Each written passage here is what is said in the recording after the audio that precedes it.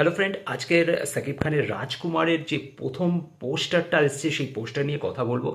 তো ঘরে একটু লোকজন আছে, যে কারণে আজকের আলাদা একটা ঘরে করছি। তো দেখে বুঝতেই পারছো। তো যাই হোক, কেমন হলো পোস্টারটা সেটা নিয়ে কথা বলবো। তো প্রথমেই বলে রাখি, এখানে সাকিব খানের যে লুকটা, সেই লুকটা কিন্তু অসাধারণ লাগছে এবং তার যে হেয়ার কাটটা সেটা কিন্তু অসাধারণ লাগছে। এবং এই ধরনের লুকে সাধারণত সাকিব খানকে আমরা বহুদিন বাদে দেখলাম।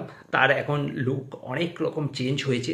তো পিছন থেকে যে হেয়ার স্টাইলটা, বড় বিগ হেয়ার কাট, সেটা অসাধারণ লাগছে। এবং পোস্টারের যে ডিজাইনটা, সেই ডিজাইনটাও কিন্তু অসাধারণ হয়েছে। একটা যে ওই আর্টিস্টিক ব্যাপার, সেটাই পোস্টারের মধ্যে আমরা দেখতে পাচ্ছি। এবং অবশ্যই বিদেশের ছায়া থাকছে, কারণ সিনেমাটা এর আগেই প্রযোজক পরিচালক জানিয়ে দিয়েছে যে বিদেশের ছবিটা কিন্তু রিলিজ হবে। এবং এই পোস্টারের মধ্যেও কিন্তু লন্ডনের আমরা ছায়া দেখতে পাচ্ছি কিছু কিছু, এবং স্ট্যাচু অফ লিবার্টি সেই ছবিটাও আমরা দেখতে পাচ্ছি পোস্টারের মধ্যে। এবং অবশ্যই সেই পোস্টারটাকে যেভাবে ডিজাইন করা হয়েছে সেটাও অসাধারণ। এবং এই পোস্টারের মধ্যে কিন্তু কোনো হিরোইন বা ভিলেন, কোনো কাউয়ের কিছু নেই।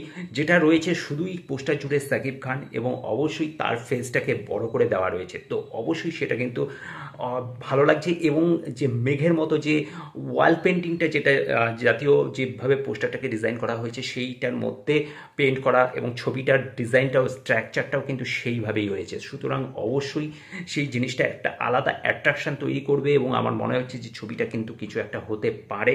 এবং সেই কারণে এই পোস্টারটা কিন্তু বেশ প্রমিসিং এবং ডিসেন্ট পোস্টার হয়েছে। পোস্টারটা আর পাঁচটা পোস্টার থেকে একটু ব্যতিক্রম, কারণ এই রকম আর্টিস্টিকভাবে পোস্টারটাকে প্রেজেন্ট করা, এখানে কোনো রকম কিন্তু স্টোরি ছায়া আমরা দেখতে পাচ্ছি না।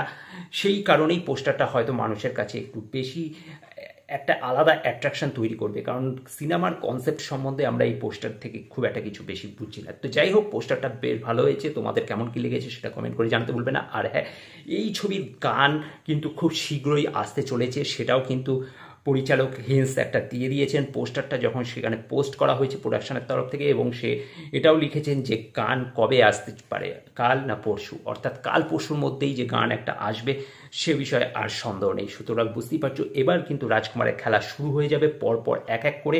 এবং সমস্ত আপডেটের জন্য অবশ্যই চোখ রাখো এই চ্যানেলটাকে সাবস্ক্রাইব করতে ভুলবে না। আর ভিডিওটা ভালো লাগলে লাইক শেয়ার করে দেবে। Thank you.